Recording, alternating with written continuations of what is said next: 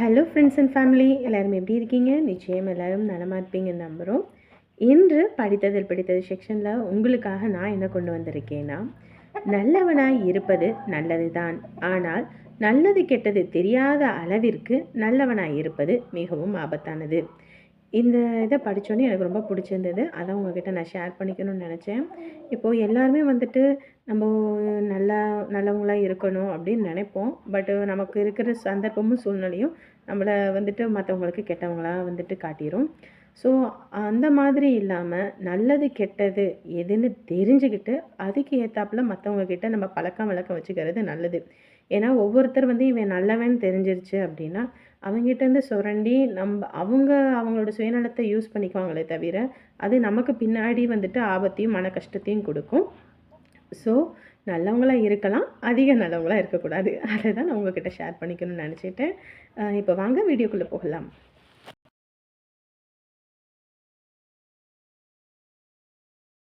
என்னடி சொல்கிற? ஆமாம்மா, இந்த ஆள் நல்லவனாக இருந்தால் 4 பேர் உட்காந்துருக்கோன்னா நம்ம முன்னாடி ஃபோன் பேச வேண்டியதானம்மா.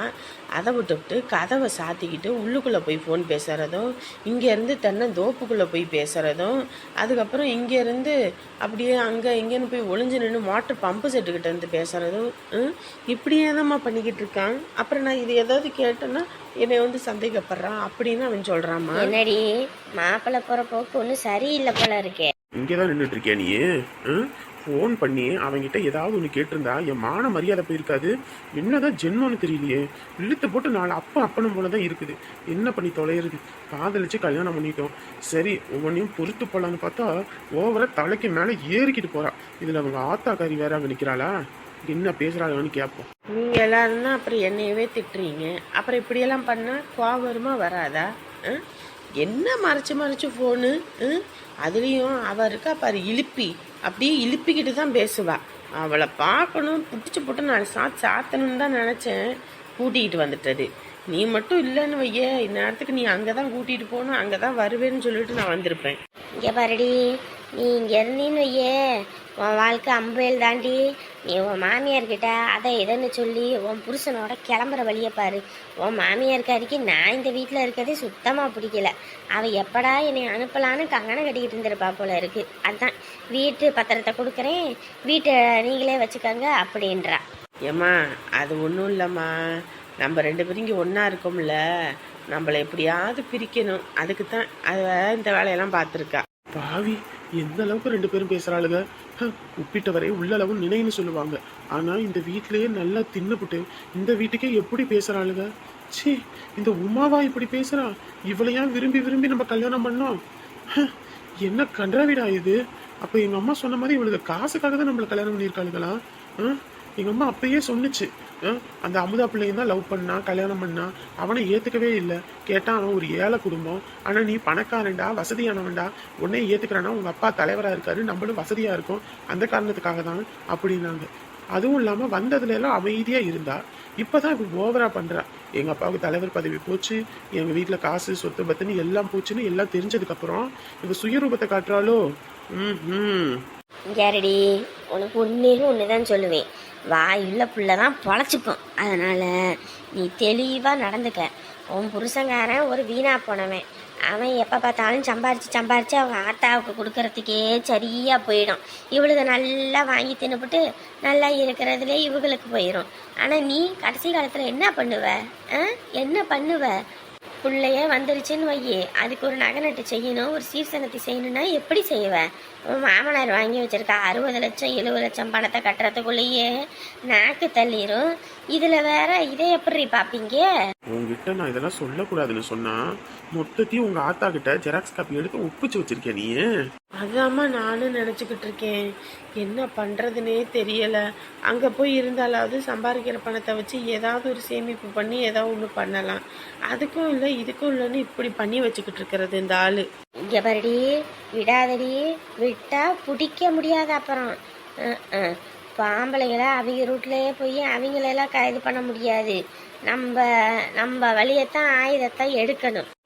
என்னம்மா சொல்கிற? இங்கே பாரு, உன் மாமியார்கிட்ட அழுது புரண்டு அதை இதுன்னு பேசு, இப்படியெல்லாம் பண்ணுறாரு, இதனால தான் நான் போனேன், இவருக்கு அங்கே ஏதோ தப்பான இது இருக்கு அப்படி இப்படின்னு உன் மாமியார்கிட்ட சொல்லு. அப்புறம் உன் மாமியாரே கூட்டிட்டு போய் விட்டுருவாரு.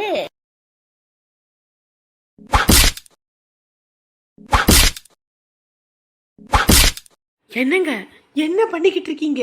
உங்களை விட வயசுல மூத்தவங்கள இப்படியே கை நீட்டி அடிப்பீங்களா? அவளை மட்டும் இல்லடி, உன்னையும் தான்.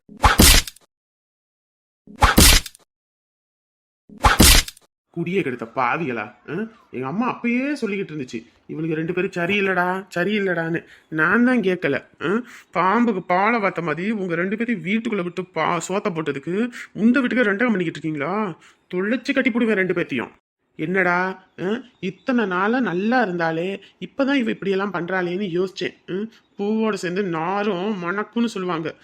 உங்களோட சேர்ந்து இவளுக்கும் உங்க பத்தி தான் வந்து நிக்கிது போல இருக்கு.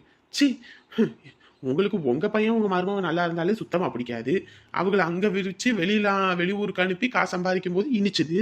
இதுவே நான் என் அம்மா அப்பாவுக்காக வெளியூர்ல போய் காசு சம்பாதிக்கும் போது உங்களுக்கு கசக்குதோ? இங்க பாருங்க, போனா போது அப்படின்ற ஒரே காரணத்துக்காக தான் உங்களை வீட்டுக்குள்ள விட்டுட்டு இருந்தாங்க. நீங்க 2 பேரும் இப்படி பேசிக்கிட்டு இருந்தீங்கன்ற விஷயம் மட்டும் எங்க அம்மாவுக்கு தெரிஞ்சுது. மவளுங்களா, இன்னைக்கு நான் அடிச்சது கம்மி, எங்க அம்மா அடிக்கிற அடியே வேற மாதிரி இருக்கும். இங்க பாருடி, ஒழுங்க மரியாதையே இங்க இருக்கிறதா இருந்தா இரு. இங்க நான் இப்படித்தான் இருக்கணும். அதை விட்டுட்டு உங்க ஆத்தா பேச்சை கேட்டுக்கிட்டு நான் அப்படிதான் பண்ணுவேன் இப்படிதான் பண்ணுவேன்னா பண்ணு. ஆனா நானும் பண்ணுவேன். இத்தனை நாளா நீ சொல்லிக்கிட்டு இருந்தியே உனக்கு ஏதோ தொடர்பு இருக்கு, நீ யார்கிட்டயோ பேசுற வைக்கிறேன்னு. உண்மையா ஆக்கிட்டு போய்கிட்டே இருப்பேன் சொல்லிட்டேன். உன்னை காதலிச்சு கல்யாணம் பண்ணினது உன் கூட சந்தோஷமா வாழ்றதுக்கு தான். ஊர்ல யார் கூடயோ போய் வாழ்றதுக்கு கிடையாது. அப்படியெல்லாம் இருந்திருந்தா உன்னை எதுக்கடி நான் கல்யாணம் பண்ணணும்? இந்நேரத்துக்கு நல்லவங்களா பார்த்து கல்யாணம் பண்ணிட்டு நான் எப்படியெல்லாம் என் வாழ்க்கையை வாழ்ந்திருக்கலாம். ஆனா அந்த கன்றாவியை இத்தனை வருஷத்துல நான் பண்ணல. நம்ம ஊர்லயே இத்தனை வருஷம் எந்த பிள்ளைங்கள்ட்டையாவது நான் சிரிச்சு பேசியிருக்கேனா? ஏதோ உங்ககிட்ட பேசுவேன், கோகிலாட்ட பேசுவேன். மற்றபடி வேற யாருக்கிட்டையும் நான் அதிகம் அளவுக்கு மீறி வச்சுக்கிட்டது கூட கிடையாது. அப்படியாப்பட்ட என்னையவே நீ இவ்வளோ சந்தேகப்பட்டு பேசுறேன்னா உனக்கு எவ்வளோ நெஞ்சலத்தம் இருக்கும்? அன்னத்துக்கும் நான் சொல்றேன், எங்க அப்பா இவ்வளவு கடனாளியா இருக்காரு, ரொம்ப கஷ்டப்பட்டுக்கிட்டு இருக்கோம். இப்ப இருக்க சூழ்நிலையில இப்படிதான் இருக்கணும். பொறுத்து போ யாருக்கிட்டையும் சொல்லாதன்னு சொல்லி உங்ககிட்ட ஒரு விஷயத்த சொன்னா அப்படியே காப்பி எடுத்துட்டு போய் இவகிட்ட சொல்லிட்டியா? என்ன வயசுல மூத்தவங்க வா போ அவளேன்றீங்க? பாரு, மரியாதையா நடந்துகிட்டா மரியாதை கொடுப்பேன். இந்த மரியாதை இல்லாம நடந்துகிட்டா மரியாதை இருக்காது சொல்லிட்டேன். இங்க பாரு, நான்லாம் பொறுத்து போற ஆளே கிடையாது. என் உடம்புலயும் எங்க அம்மாவோட ரத்தம் தான் ஓடுது. அவங்க எப்படி மற்றவங்களை நடத்துறாங்களோ அந்த மாதிரி நடத்த எனக்கும் தெரியும். ஆனா நம்ம படிச்சிருக்கோம், நம்ம அந்த மாதிரி நடத்தக்கூடாதுன்ற ஒரே காரணத்துக்காக தான் அமைதியா போறது. ரொம்ப கோபத்தை சீண்டுனா இப்படிதான் நடக்கும். யாரு உள்ளுங்க மரியாதையா உன் துணிமணி எடுத்துக்கிட்டு அப்படியே உன் வீட்டை பக்கம் பார்த்து ஓடணும். அதை விட்டுட்டு இங்க இருந்துகிட்டு குடிய கெடுக்கிற வேலையை பார்த்தான்னு வையே மவளே, அப்புறம் நான் உன்னை உண்டெல்லாம் நாக்கி போடுவேன்னு சொல்லிட்டேன். முதல்ல எங்கள் வீடை பிடுங்கிடுவீங்க, இப்போ உங்களுக்கு ஒரு கஷ்டம்னோடனே வீட்டை கொடுப்பீங்க, கொடுத்தோன்னே போயிடணும். நீங்கள் வானா வரத்துக்கும் போனா போகிறதுக்கும் நாங்கள் என்ன இதா? ஓ அப்படி வரியா? சரி கிளம்பு, நீ உன் வீட்டை பக்கம் பார்த்து கிளம்பு. மாப்பிள்ள, ஏய், உன் வாயிலிருந்து மாப்பிள்ள கீப்பிள்ளன்னு ஏதாவது ஒன்று வந்துச்சு தொலைச்சு கட்டிடுவேன் சொல்லிட்டேன். ஏதோ நீ பேசுனதான் நான் மட்டும் கேட்டேன், எங்க அம்மா கேட்டிருந்தாங்க. இன்னைக்கு நடக்கிறதே வேறையா இருக்கும். ஏய் கிளம்புடி, நீ கிளம்பு, உன் துணிமணியை எடுத்துக்கிட்டு நீ கிளம்பு. எதுக்கு போகணும்? நான் வாக்கப்பட்டு வந்த வீடு, நான் போக முடியாது. இங்க பாரு, நான் உன் கழுத்துல தாலி கட்டினதுனாலதான் இது உனக்கு வாக்கப்பட்ட வீடு, சரியா? கிளம்பு, நீ கிளம்புன்னு. முடியாது, நான் எதுக்கு போகணும்? ஓஹோ, என்னை அனுப்பிட்டு நல்லா கூட்டிட்டு வந்து வச்சுக்கணுமா? சாக்கடை புத்தி முழுக்க சாக்கடை நிரம்பி வலியுது. சி, இந்த சாக்கடையோட தான் இத்தனை நாளா வாழ்ந்தனா. கிளம்புடி, கிளம்புன்னு, இல்லைன்னா இங்க நடக்கிறது வேற. முடியாது, நான் போக மாட்டேன். ஓடினா வாயில சொன்னா உனக்கு புரியாது. ஓடி வெளியே. உனக்கு மட்டும் என்ன தனியா வெத்தலை பார்க்க வைப்பாங்களா? போகடி 2 பேரும். ஆத்தி சாதி மிரண்டா காடு கொள்ளாதுன்னு சொல்லுவாங்க. அது நம்ம மாப்பிள்ளை விஷயத்துல சரியா போச்சு. மணி வேற ஆகி போச்சு. நம்மளும் வந்து வீட்டில் வேற தேட ஆரம்பிச்சிருவாங்க. அம்மா வேற உட்காந்துருக்கு, ஒத்தையில விட்டுட்டு போறதுக்கும் சங்கட்டமா இருக்கு. ஏமா ஐயா சொல்லுங்க ஐயா. ஏமா, எனக்கு மணி ஆயிடுச்சுமா. வீட்டில் வேற ஒரு பக்கம் தேட ஆரம்பிச்சிருவாங்க, ஆளை காணலன்னொன்னையும். நான் அப்போ வந்ததா இன்ன வரைக்கும் வீட்டுக்கு ஃபோன் போட்டு கூட சொல்லலை. அவங்க பதறிக்கிட்டு இருப்பாங்க இன்ன வரைக்கும் வரலன்னு. அதுவும் இல்லாமல் வயசான காலத்தில் எங்கேயும் போகக்கூடாது வைக்கக்கூடாதுன்னு வேற சொல்லியிருக்காங்கல்ல. நான் வேற அப்படியே சொல்லாமல் கொள்ளாமல் வரவும் ஒரு மாதிரியா இருக்குமா. உங்களுக்கு எதுவும் சாப்பாடு எதுவும் வேணும்னா சொல்லுங்க, வாங்கி கொடுத்துட்டு நான் கிளம்புறேன். இல்லைங்க ஐயா, நீங்க எனக்கு செஞ்சது பெரிய உதவிங்க ஐயா. நீங்கள் எங்கே இருந்தாலும் நல்லா இருக்கணும். உங்களை மாதிரி உத்தமமான மனுஷங்க இருக்கிறதுனால தான் இந்த உலகத்தில் மழையே பொழியுது. நீங்கள் இல்லைன்னா இன்னைக்கு என் பையன் என் கண்ணிலேயே இல்லையா. ரொம்ப நன்றியா. இவ்வளோ தூரம் நீங்கள் செஞ்ச உதவியே போதையா, அதுவே போதும். சரிம்மா, சரி, சாப்பாடு எதுவும் உங்களுக்கு வாங்கி கொடுத்துட்டு போகிறேன். இல்லைங்கய்யா, வேண்டாய்யா. அவன் பொழைச்சிட்டான்ற செய்தி கேட்குற வரைக்கும் அண்ணா ஆகாரம் எதுவும் என் தொண்டைக்குள்ளில் இறங்காது. நான் பார்த்துக்கிறேயா. நீங்கள் எம்பிட்டு தூரம் உதவி செஞ்சதே போதியா. இந்த உதவி நான் என்னைக்கு சாகிற வரைக்கும் மறக்க மாட்டேயா, மறக்க மாட்டேன். சரிம்மா, இது உங்களுக்கு வேற யாராவது சொந்த பந்தம் இருந்தால் சொல்லுங்க, ஃபோன் நம்பர் கொடுங்க, நான் ஃபோன் பண்ணி சொல்கிறேன். அவங்க வந்து உங்களுக்கு துணைக்கு இருப்பாங்க. ஒத்தையில் நீங்கள் மட்டும் என்ன பண்ணுவீங்க? எனக்கு சொந்தம் பந்தம் எல்லாம் இருந்தது. என் புருஷன்தான். அவரே சாமியா போனதுக்கப்புறம் இந்த உலகத்தில் யாரும் எங்களுக்கு துணைக்கு கூட வந்ததில்லையா. அவர் செத்தாரு, அதோட போன சொந்த பந்தம் தான். இப்போ வரைக்கும் நாங்களாம் உயிரோட தான் இருக்கமா செத்தமானு கேட்க கூட ஒரு நாதி இல்லை. இவ்வளோ நேரம் ஆச்சு நான் வந்து ஒரு ஃபோனாவது யாராவது பண்ணி கேட்டாங்களா? அந்த நிலைமையில தான் நான் இருக்கேன். நான் பார்த்துக்கிறேயா, நீங்கள் போங்க. இந்த மாதிரி இக்கட்டான நிலைமையில விட்டுட்டு போகிறோமேன்னு சங்கட்டமாக இருக்குது. சரிம்மா, நீங்கள் வருத்தப்படாதீங்க, சரிங்களா? எல்லாம் சரியாயிடும். நானும் கடவுளை வேண்டிக்கிறேன். காலையில் நான் வாரேம்மா. உங்களை ஒத்தையில் விடுறதுக்கு எனக்கே சங்கட்டமாக இருக்குது. இன்னைக்கு ஒரு ராத்திரி மட்டும் பார்த்துக்கங்க, சரியா? சரிங்கய்யா. காலையில் நான் வாரேன், பார்த்துக்கங்க. பத்திரமா இருங்க. எதுனாலும் என் நம்பருக்கு கூப்பிடுங்க. சரிங்கய்யா. எதுவும் சாப்பிடுங்கம்மா, சாப்பிடாம இருக்காதீங்க. யார் என்னன்னு கூட தெரியாது. என் மேல இம்புட்டு அன்போட அக்கறையோட பேசுறீங்க. அதுவே போதியா, அதுவே போதும். சரி, வரேங்கம்மா. சே, இத்தனை சொந்தம் பந்தம் இருந்தாலும் புருஷன் உசுரோட இருக்க வரைக்கும் தான். புருஷன்னு ஒரு நிழல் போணுச்சுன்னா இந்த உலகத்துல ஆதி அந்தமும் போயிடும். அடிக்கடி நீங்க சொல்லுவீங்க, நான் செத்தாதாண்டி உனக்கு தெரியும், நான் செத்தாதாண்டி உனக்கு தெரியும் யாருமனு சொல்லிக்கிட்டே இருந்தீங்க. நீங்க செத்ததுக்கு அப்புறம் தாங்க உங்க அருமையே தெரியுது. இதுவே இந்த பையனுக்கு இப்படி அடிபட்டிருந்தா நீங்க அங்க போய் ஓடி இங்க போய் ஓடி காசை பரட்டி கொண்டு வந்து கொடுத்து அவனை காப்பாத்துறதுக்கு கையில கல்ல விழுந்தது ஏதாவது ஒண்ணு பண்ணுவீங்க. ஆனா நீங்க இல்லாம எனக்கு என்ன பண்றதுன்னு கூட தெரியலங்க. ஒரே நடுக்கமாவும் இருக்கு, பதட்டமாவும் இருக்கு. நீங்க தான் சாமியா இருந்து எனக்கு கூட இருந்து ஏதாவது பண்ணணும். எனக்கு பயமா இருக்குங்க. பையனை நம்மளை விட்டு போயிட்டானா நான் என்ன பண்ணுவேன்? அவ இருந்தா இந்நேரத்துக்கு வீடே எப்படி இருக்கும்? புள்ள இல்லைனோனையும் என்னமோ மாதிரி இருக்கு. வீடு வீடாவே இல்லை. ஏதாவது ஒன்று பேசிக்கிட்டு இருப்பா, ஏதாவது ஒரு வேலை வெட்டி பார்த்துக்கிட்டு இருப்பா. ஏம்மா, நீ வேலை செஞ்சு கஷ்டப்பட்டுக்கிட்டே கிடக்கிற, கம்முன்னு நீ இருமா, நான் பாத்திரம் கழுவுறேன், நான் சோறாக்குறேன், நான் குழம்பு வைக்கிறேன், நான் எல்லாம் பார்த்துக்கிறேன், நீ இருன்னு அம்புட்டு செய்வா. இன்னைக்கு அவ இல்லைன்னொடையும் ஒரு கையே இல்லைன்ற மாதிரி இருக்கு. பக்கத்துல இருக்கும்போது ரொம்ப திட்டிப்புட்டேன். அதெல்லாம் நினைச்ச கஷ்டமா இருக்குது.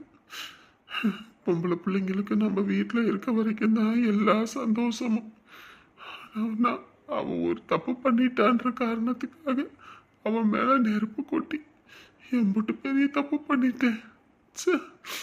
கொட்டின வார்த்தையை திருப்பவா முடியும்? எங்க இருந்தாலும் என் புள்ள நல்லா இருக்கணும். அவன் மேல இருக்க அன்புலையும் அக்கறையிலும் தானே அதை எப்படி காட்டுறதுன்னு தெரியாம முரட்டுத்தனமா கோபத்துல காட்டினேன். ஆனா உண்மையில அவதான் எனக்கு எல்லாமன்றது அவளுக்கு தெரியல. என்ன பண்றீங்க ரெண்டு பேரும்? ஆளுக்கு ஒரு மூலையில் உட்காந்துக்கிட்டு? அது ஒன்றும் இல்லைக்கா, புள்ள இல்லைன்னொனையும் என்னமோ மாதிரி இருக்கு. அதான் ரொம்ப கஷ்டமா இருக்கு. அவள் வீட்டில் இல்லைன்னொனையும் வீடே வீடா இல்லை. அதான் ரெண்டு பேரும் யோசிச்சுக்கிட்டு கிடக்கிறோம். அப்படித்தாம்மா இருக்கும். என்ன பண்ணுறது, நம்மளா இன்னொரு வீட்டிலேருந்து வந்தவங்க தானே. நம்மளை பெற்றவங்களும் நம்ம எம்பிட்டு கஷ்டப்பட்டுருப்பாங்க நம்ம வரும்போது. அந்த மாதிரி தான் பையனை பெற்றிருந்தாலும் அதுக வந்து தனி கொடுத்தனம் போயிடுச்சிங்கனாலும் கஷ்டமாக தான் இருக்கும். பொண்ணை பெற்றா நம்மளுக்கு என்ன சொல்லவா வேணும்? காலத்துக்கு பிள்ளைய நம்ம கூடயே வச்சுருக்க முடியாதுல்ல. அதெல்லாம் நம்ம வாங்கிட்டு வர வரோம். அதுக்கு என்ன பண்ண முடியும்? பொண்ணா பிறந்தா எல்லாத்தையும் அனுபவிச்சு தானே ஆகணும். இந்தா என்னையா சின்ன பிள்ளை மையா அழுதுகிட்டு கிடக்குற? இருக்கும்போதெல்லாம் அந்த பிள்ளையை திட்டி கரிச்சு கொட்டினாரு. இப்போ இல்லைன்னொன்னே அழுகிறத பார்த்தீங்களா? ஏன் ஆம்பளைங்க அப்படித்தான், பாசம் உள்ளுக்குள்ள இருந்தாலும் வெளியே காட்டிக்க மாட்டோம். கொஞ்சமாவது பிள்ளைங்கிட்ட கண்டிப்பா இருந்தாதான் பிள்ளைங்களுக்கு ஒரு பயம் இருக்கும், எல்லாம் இருக்கும். எந்த பயமுமே இல்லாம செல்லம் கொடுத்தோம்னா அப்புறம் எப்படி இருக்கும்? ஆ? அவனுக்கு அது அப்படியே பழகிட்டான். அதுக்குன்னு இருக்கும்போதெல்லாம் திட்டிக்கிட்டே கடந்தது. இப்போ இல்லைன்னு ஒப்பாரி வச்சு என்ன பண்ணுறது? சரி சரி விடுங்க. 2 பேரும் சண்டை போட்டுக்கிட்டு ஏன் கிடக்குறீங்க? இனிமே வீட்டுல 2 பேரு தான். 2 பேரும் சும்மா கீரியும் பாம்புமா கிடக்கக்கூடாது. இனிமே வந்துட்டு பிள்ளை கல்யாணம் பண்ணியாச்சு. இனி நல்லது கெட்டது எல்லா விசேஷமும் இருக்குது. அதுக்காக சம்பாரிச்சு சேர்க்கிற வழியை பாருங்க. எல்லாம் சீர் செய்யணும், அதை பண்ணணும், இதை பண்ணணும். ஒன்றும் பண்ணாம இருந்துடலான்னு இருக்காதீங்க. அதை எதுக்கு இப்போ பேசிக்கிட்டு இருக்கீங்க? விடுங்க அதெல்லாம் பற்றி பேசிக்கிட்டு. போயிட்டு ஃபோன் பண்ணாங்களா? முதல்ல ஃபோன் பண்ணக்கா. நாமக்கல்கிட்ட போயிருக்கேன். நாங்கள் அப்போதான் நாமக்கலுக்கு போனாங்களா? அப்போ எப்போ போவாங்க வீட்டுக்கு? அதெல்லாம் இந்நேரத்துக்கு போயிருப்பாங்க. சரி சரி 2 பேரும் சும்மா சண்டை போட்டுக்கிட்டு இருக்காம பிள்ளைக்கு அப்பப்போ ஃபோன் போட்டு பேசிக்கங்க. ஏன்னா ஒத்தையில் இருக்கமேனு கஷ்டமாக இருக்கும். என்னடா யாரும் நமக்கு ஃபோன் கூட பண்ணலை வைக்கலன்னு. ம் சரிக்கா. அப்புறம் அதுக்குன்னு சும்மா நொய்யின்னு ஃபோன் பண்ணி பேசிக்கிட்டு இருக்க கூடாது. அவங்களுக்குன்னு ஒரு குடும்ப வாழ்க்கை இருக்கு. அதை விட்டுட்டு நம்ம பாட்டுக்கு அதை இதுன்னு பேசி வைக்கி அவங்க குடும்ப பிரச்சனையெல்லாம் நம்ம பேசணும்னா அப்புறம் நம்ம பிள்ளைக்கு நம்ம சப்போர்ட் பண்ணி பேசுறோம்னு சொல்லிட்டு அது ஒரு பிரச்சனையே வந்துடும். அந்த இதெல்லாம் இருக்கக்கூடாது. அவங்க கிட்ட ஏதோ 2 வார்த்தை காலையில ஒருக்க சாயங்காலம் ஒருக்க சாப்பிட்டியாமா என்னமா பண்ற பாருமா அப்படின்னு சொல்லிட்டு வச்சிடணும். அதை விட்டுட்டு இது நடந்துச்சா அது நடந்துச்சான்னு சொந்த கதை சோகதை எல்லாத்தையும் கேட்டுக்கிட்டு நாளை பின்ன சண்டை சச்சரவுன்னு இருக்கக்கூடாது. அவர் சொல்கிறதும் சரிதான். இந்த மாதிரியெல்லாம் அவங்க குடும்ப பிரச்சனையெல்லாம் நம்ம பேசக்கூடாது. நம்ம பொண்ணுக்கிட்ட பேசுகிறோமா, பேசும்போது அவங்க மாமனார்கிட்டையும் மாப்பிள்ளைகிட்டையும் ஒரு வார்த்தை பேசிடணும். என்னடா அவங்க பிள்ளைக்கு மட்டும் எதையோ பேசுகிறாங்க என்ன பண்ணுறாங்கன்னு சொல்லிட்டு நாளை பின்ன சண்டையெல்லாம் இருக்கக்கூடாது. தெளிவாக இருந்துக்கங்க. பார்த்தீங்களாக்கா, அண்ணன் கல்யாணத்துக்கு நம்மளையெல்லாம் கூப்பிட்டு போனால் கல்யாண சாப்பாடு போட வேண்டியதாயிரும், செலவாயிடும்னு சொல்லிட்டு நம்மளை எதுவும் கூப்பிடாம அவர் பாட்டுக்கு பையனுக்கு கல்யாணத்தை முடிச்சுட்டு வந்ததை. ஐயோ அப்படிலாம் ஒன்றும் இல்லம்மா, திடுதுப்புன்னு கல்யாணம் ஆயிடுச்சுமா. ஆமாம் கல்யாணம் ஆகும். ஏன் எங்ககிட்ட எல்லாம் சொன்னால் நாங்கள் வரமாட்டோமா? ஏன் மொய் வைக்க மாட்டோமா? ஏக்கா அதுக்கெல்லாம் இல்லைங்கக்கா. எல்லாத்துக்கும் சொல்லி பண்ணாலும் யார்கிட்டயும் மொய் வாங்கக்கூடாதுன்ற ஒரு முடிவுல தாக்கா நான் இருந்தேன். என்னக்கா இப்படி பேசுறீங்க? என்ன இத்தனை வருஷம் எல்லாம் ஒன்று மண்ணா ஒரே ஊரில் இருந்திருக்கோம். எங்ககிட்ட சொல்லாமல் நீங்கள் பாட்டு கல்யாணத்தை முடிச்சுட்டு வந்தா அப்புறம் நாங்கள் பேசத்தானே செய்வோம். சரிம்மா நம்ம வீட்டில் அடுத்த விருந்து வைப்போம். அப்போ எல்லாத்தையும் கூப்பிட்டு இங்கே பண்ணிக்கலாம் அப்படின்னு தான் சரின்னு விட்டாச்சு. ஏன்னா அங்கன்னா எல்லாரும் வர்றதுக்கு சிரமப்படுவீங்க. இங்கன்னா நம்ம வீட்டில் மாப்பிள்ளையும் பொண்ணையும் வர வச்சு ஒரு விருந்து மாதிரி வச்சிருவோன்ட்டு தான். பரவாயில்ல, பொண்ணு மாப்பிள்ளையும் ஒன்று போல இருக்கீங்க. நல்லா இருக்கு பார்க்க. ஏமாடி இங்கே பாரு, எங்கள் ஊருக்கு வாக்கப்பட்டு வந்திருக்க. அப்படியே இப்படின்லாம் இருக்கக்கூடாது, ஒழுங்காக இருக்கணும். இல்லை அடி ரோட்டி போடுவோம் நாங்கெல்லாம் சேர்ந்து. என்னக்கா வந்தது வராததுமா பயமுறுத்துறீங்க இப்படி? பார்த்தீங்களாக்கா, இன்ன வரைக்கும் என்னென்னமோ பேசணும். அப்போல்லாம் மாப்பிள்ளை வாயே திறக்கல. இப்போ பொண்டாட்டியை நம்ம அடிச்சிருவோன்னு சொன்னோன்னே எப்படி வாயை திறக்கிறாரு பார்த்தீங்களா? அதெல்லாம் வர வேண்டியவங்க வந்தா சரியா வாயை திறப்பாங்க. ஏக்கா தட்டுல ஒரு 500 1000 கூட கேளுக்கா, போட்டுறேன். நல்லா இருக்கு குடும்பத்துல கும்மி அடிச்சுட்டு போயிடாதக்கா. ஆத்தி ஏக்கா வாக்க ஹாரத்தி எடுப்போம்.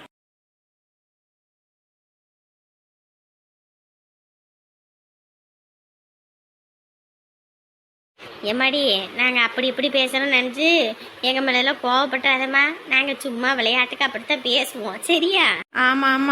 அப்புறம் நான் வரும்போது இப்படியெல்லாம் பேசுனாங்கன்னு சொல்லி வீட்டுக்கு வந்து காப்பி தண்ணியில் எதையாவது கலந்து விட்டுறாதம்மா. அப்படியெல்லாம் பண்ண மாட்டேன். அலறி கால் வச்சு உள்ளே போமா. என்னங்க இந்தாங்க, இதில் 400 ரூபா இருக்கு. 400 ரூபாயா? எதுக்கு என்கிட்ட? இல்லை, நீங்கள் எப்படி வீட்டுக்கு வந்தோடனே சம்பாரித்த பணத்தை முதல்ல என்கிட்ட கொடுப்பீங்க, அந்த மாதிரி நான் வேலைக்கு போகிற பணத்தை உங்ககிட்ட கொடுக்குறேன். இந்தாங்க. அட நீ வச்சுக்கம்மா, இதெல்லாம் எனக்கு வேண்டாம். அட குடிங்கங்க, இந்தாங்க. ஏங்க 500 சம்பளம் கொடுத்தாங்க, அதில் 100 எடுத்துக்கிட்டேன். இந்த வீட்டுக்கு கீரை அப்புறம் பழமெல்லாம் கேட்டேன் எம்புட்டுன்னு, அது ஊருப்பட்ட விலை சொல்கிறாங்க. ஆத்தாடி ஆத்தா, அதெல்லாம் வாங்கவே முடியாத போல இருக்கு. கிலோ 250, 200, 150 நான் ஐயோ இதெல்லாம் வாங்கினா சம்பாரிச்ச பணம் இதுக்கே போயிடும்னு சொல்லிட்டு ஒரு வாழைப்பழம் மட்டும் செவ்வாழைப்பழம் வாங்கிட்டு அப்புறம் வீட்டில் கொஞ்சம் பருப்பு இதெல்லாம் கொஞ்சம் கம்மி தீந்து போகிற மாதிரி இருந்துச்சு. அதான் சரி அதெல்லாம் முடிய விடக்கூடாதுன்னு சொல்லி அதெல்லாம் கொஞ்சம் வாங்கிட்டு வந்தேன். அதான் காசு இருக்குல்ல, தேவையானதை வாங்கிக்க வேண்டியதானே. ஏங்க வாடகை வேற கட்டணும், நான் பாட்டுக்கு எல்லா செலவு பண்ணிட்டு வந்தா எப்படி? இங்க பாரு, முதல்ல வேலை செஞ்சுட்டு களைச்சிட்டு வந்திருப்ப, முதல்ல உட்காரு. இல்லைங்க, உடம்புல கசகசன்னு இருக்கு, ஒரு குளியலை போட்டு வந்துடுறேன். அப்புறம் உங்களுக்கு சாப்பிட்றதுக்கு என்ன செய்யட்டும்? எம்மாடி மருமவளே, நீ ஒன்றும் செய்ய வேணாம் சரியா? நீ குளிச்சுட்டு வந்து கம்முன்னு உக்காரு சரியா? நான் அங்கே எல்லா வேலையும் முடிச்சிட்டேன். இந்தா உனக்கு ஒசனம் பால் காய வச்சு எடுத்துட்டு வந்திருக்கேன், இதை குடி. ஏமாம்மா நீங்கள் இந்த வேலையெல்லாம் செஞ்சுக்கிட்டு? நான் வந்து இதெல்லாம் பண்ண மாட்டேனா? இங்கே பாருமா, வேலை கஷ்டன்றது எனக்கே தெரியும் சரியா? இந்தா. ஐயோ சரி வைங்க மாமா, நான் குளிச்சுட்டு வந்து சாப்பிட்டுக்கிறேன். சரிம்மா. குடும்பத்தில் ஒரு ஆம்பளை உடம்பு முடியலன்னு உட்காரும்போது தான் குடும்பத்தோட அருமையே என்னன்னு தெரியுது. அது வரைக்கும் நம்ம கையில் பணம் இருக்குது, என்னானாலும் பார்த்துக்கலாம் வச்சுக்கலாம் அப்படின்ற ஒரு எண்ணம் இருக்கும். ஆனால் நம்ம வீட்டில் முடங்கி உட்காரும்போது தான் எல்லாரும் நம்ம மேலே எவ்வளோ அன்பு வச்சுருக்காங்கன்னே தெரியுது. இந்த மாதிரி குடும்பத்துக்காக என்ன வேணாலும் செய்யலாம். என்னைக்கு தான் இந்த கை நல்லாவும் தெரியல. பாவம் அமுதா வீட்லேயும் வேலை செஞ்சுக்கிட்டு வெளியும் போய் வேலை செஞ்சுட்டு கஷ்டப்படுறா. அவள் கஷ்டத்தை நம்ம என்னடா பண்ணுறதுன்னு நினச்சேன். அதுக்குள்ளே அப்பா வீட்டு வேலையை செய்கிறேன்னு செய்கிறாரு. இவங்களுக்காக நான் எப்படியாவது முன்னேறி வரணும். இவங்களோட ஆசை நம்ம ஒரு சொந்த வீடு கட்டணும்னு தான். கூடிய சீக்கிரத்தில் நம்மளும் சொந்த வீடு கட்டணும், நல்லா இருக்கணும். அதுக்கு ஒரு வாய்ப்பு அமையாதா? இந்த சரோசா ஏன் இப்படி பண்ணுதுன்னு தெரியல. இதை நம்பி தானே நம்ம சொன்னோம், கரெக்டாக நான் பால் ஊற்றிடுறேன், அதை பண்ணிடுறேன், இதை பண்ணிடுறேன்னு சொல்லி. இப்போ ஃபோன் பண்ணால் கூட எடுக்க மாட்டேங்குது. இது பாட்டுக்கு கதவை பிடிட்டு எங்கிட்டோ போயிடுது. வீட்லேயும் ஆள் இல்லை. இதை நம்பி பால் இந்த மாதிரி டீ கடை வச்சா என்ன பண்ணுறது? ஐயோ, இது சரிப்பட்டு வராது போல இருக்கு. நீ ஒரு பக்கம் ஃபோன் போட்டு கேளு, என்னங்க பால் ஒழுங்கா ஊத்துவியா இல்லை எப்படி என்னன்னு சொல்லிடு. நீ பால் ஊத்துறன்னு சொல்லினா நான் வேற பக்கம் பார்த்து பாலுக்கு ஏற்பாடு பண்ணுவேன். இப்படி நீ வந்துட்டு மாற்றி மாற்றி பண்ணிக்கிட்டு இருந்தீங்கன்னா அப்புறம் என்ன பண்ணுறது? என்னங்க இப்படி பேசுறீங்க? எப்படிங்க நம்ம அதை இதெல்லாம் கேட்க முடியும்? இங்கே பாரு, நான் ஏதாவது பேசி போட்டு சங்கட்டமாக போயிடும். நீங்கன்னா அப்படியே சிரிச்சுக்கிட்டே கேட்டுருவேன். அதுக்கு தான் சொல்கிறேன். ஏன்னா தொழில் விஷயமா வேற எதுவும் இல்லை. இப்போ தான் 4 பேர் கடை தெரிஞ்சு வராங்க. வர நேரத்தில் நம்ம இப்படி பண்ணிட்டோன்னு வையே சங்கட்டமாக போயிடும். அதுக்கு தான் சொல்கிறேன். அன்றைக்கே பார்த்தல பால் இல்லைன்னு எல்லாத்தையும் திருப்பி அனுப்பிட்டோம். ஏதோ மாமா மச்சானும் அன்றைக்கி வந்துட்டு நமக்கு இங்கே தான் இருக்குது, இங்கே பாலகம் இருக்குது, இங்கே ஃபோன் போட்டு கேளுங்க கொண்டு வந்து கொடுத்துருவாங்கன்னு சொல்லவும் நம்ம வச்சுக்கிட்டோம். இல்லைன்னா சிரமமாக இருக்கும்ல. அதுக்கு ஃபோன் போட்டு கேளு, என்னதான் முடிவு, நீ பால் தருவியா இல்லை நான் வேற எதுவும் பார்த்துக்கிட்டோமான்னு கேட்டுரு. தப்பா அது நினச்சிக்கிட்டானா? தப்பு சரியில்லை, இதில் என்ன இருக்கு? ஃபோன் போட்டு கேட்கறதுல ஃபோன் போடுமா. சரிங்க. ஃபோன் போது. ஹலோ ஹலோ ஹலோ, கேக்குதா? கேக்குது ராணி, சொல்லு. என்ன பண்ணிக்கிட்டு இருக்க? வீட்டுக்கு வந்தேன், வீடு பூட்டி கிடந்துச்சு. எங்க இருக்க? ஆஸ்பத்திரியில் இருக்கேன். ஆஸ்பத்திரிலையா? ஏன் உடம்பு கிடம்ப முடியலையா? சொல்லியிருந்தா நாங்கள் எதுவும் வந்திருப்போம்ல. நாங்கள் இங்கே பால் வேற இல்லை. சரி எப்பயும் கொண்டு வருவியே, கொண்டும் வரல. சரி ஃபோன் அடித்தா ஃபோனும் எடுக்கலை. என்னாச்சோ ஏதாச்சும்னு தெரியலன்ட்டு தான் சரி பார்த்தோம். வீட்டுக்கு போய் பார்த்தா வீடும் பூட்டி இருந்துச்சு. அதான் சரி என்ன ஆச்சுன்னு தெரியலையன்ட்டு தான் இப்போ கூப்பிட்டேன். பையனுக்கு தான் அடிபட்டு போச்சு, படுத்த படுக்கே ஆஸ்பத்திரியில் கிடக்குறான். அதான் அப்படின்னு சயாடி கேட்ட உடனேயுமே கையை ஓடலை காலும் ஓடலை. அப்படியே எல்லாத்தையும் போட்டுட்டு நான் ஓடி வந்துட்டேன். பாலுக்காக கஷ்டப்பட்டிருப்பீங்க போல இருக்கு. வேற ஒன்றும் பண்ணலை. இந்த மாதிரி நான் ஓடி வந்துட்டேன். ஆத்தி, ஐயோ இப்போ எப்படி இருக்கு பையனுக்கு? வண்டிக்காரன் நல்லா ஏற்றிவிட்டு அவன் பாட்டு வண்டியை நிறுத்தாமல் போயிட்டான். ரொம்ப காயம், ரொம்ப ரத்தம் போயிருச்சு. உள்ள ட்ரீட்மெண்ட் பண்ணிக்கிட்டு இருக்காங்க. என்ன பண்ணுறதுனே எனக்கு ஒன்றும் புரியல. பைத்தியம் பிடிக்கிற மாதிரி இருக்கு. ஒத்தாலாம் கடந்துக்கிட்டு எங்கே ஓட எங்கே வாரன்னே தெரியல. ஆத்தாடி, சரி சரி நீ எந்த ஆஸ்பத்திரின்னு சொல்லு, நாங்கள் கிளம்பி வாரோம். ஐயோ வேணாம் ராணி, இப்பதான் இருந்து நீங்க ஒரு தொழில் ஆரம்பிச்சு உக்காந்துருக்கீங்க. இந்த நேரத்துல எங்க கஷ்டம் எதுக்கு உங்களுக்கு? அதெல்லாம் வேண்டாம். இங்க பாரு, அதெல்லாம் எங்களுக்கு எந்த கஷ்டமும் கிடையாது. எந்த ஆஸ்பத்திரி? சரி, நாங்க இந்த உடனே கிளம்பி வாரோம். இரு, ஒன்றும் பிரச்சனை இல்லை, பார்த்துக்கலாம். என்னவாமா ஆஸ்பத்திரி அது இதுன்னு பேசிக்கிட்டு இருந்த? ஏங்க, சரோசாவோட பையனுக்கு அடிபட்டுருச்சாமாங்க. ஆஸ்பத்திரியில் ரொம்ப சீரியஸாக இருக்கானாமா.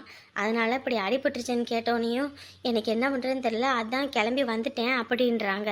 ஐயோ, இந்த வாசு பையன் இந்த புதுசா பைக் எடுத்துக்கிட்டு அவன் பண்ற அட்டகாசம் பெரும் அட்டகாசம். உருன்னு இப்படி போவோம் என்னென்னமோ பண்ணிக்கிட்டு இருந்தான். ஐயோ, கொஞ்சமாவது பிள்ளைங்களுக்கு பொறுமை வேணும். பொறுமையே இல்லாமல் இப்படி போய் ஆஸ்பத்திரியில் படுத்துக்கிட்டான். இவ ஒத்தாலாம் கடந்துக்கிட்டு என்ன பண்ணுவா? யாருமே துணைக்கு இல்லாமல் அவள் ஒரு ஆளாக தான் இருக்காளாமாங்க. ரொம்ப சங்கட்டமாக இருக்குங்க. நம்ம வேணா ஒரு எட்டு போய் பார்த்துட்டு வந்துடுவோமா?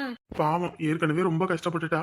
நம்மளும் போகாம இருந்தா எப்படி? சரி கிளம்பு, நம்ம போயிட்டு வந்துருவோம். ஏங்க, கடை வேற இருக்கு. கடையை விட்டுவிட்டு எப்படிங்க? அதுக்கு என்ன பண்ண முடியும்? கடை இருக்கதான் செய்யும். அதுக்குன்னு இந்த மாதிரி ஒரு நேரத்துல ஒருத்தர் கஷ்டத்துல இருக்கும்போது விட்டுவிட்டு நம்ம பாட்டுக்கு இருக்க முடியுமா? எப்படி சம்பாரிச்சா சம்பாரிச்சுக்கலாம். ஒரு உயிருக்கு ஒண்ணுன்னா என்ன பண்றது? அதுவும் துணைக்கு ஆள் இல்லாம சரோசாக்கு என்ன ஆயிடுச்சுன்னா என்ன பண்றது? பாத்துக்கலாம் விடு. நம்ம என்ன பிறக்கும் போதே நான் கடையோட பிறந்தோம், பாத்துக்கலாம். சரிங்க. சரி, எல்லாத்தையும் எடுத்து வைக்கி, டக்குன்னு போவோம். சரிங்க. ஐயோ, எந்த நேரத்தில் யாருக்கு என்ன நடக்குன்னே தெரிய மாட்டேங்குதே. பாவம் ஒத்தையெல்லாம் கடந்துக்கிட்டு என்ன கஷ்டப்படுறாளோ தெரியல.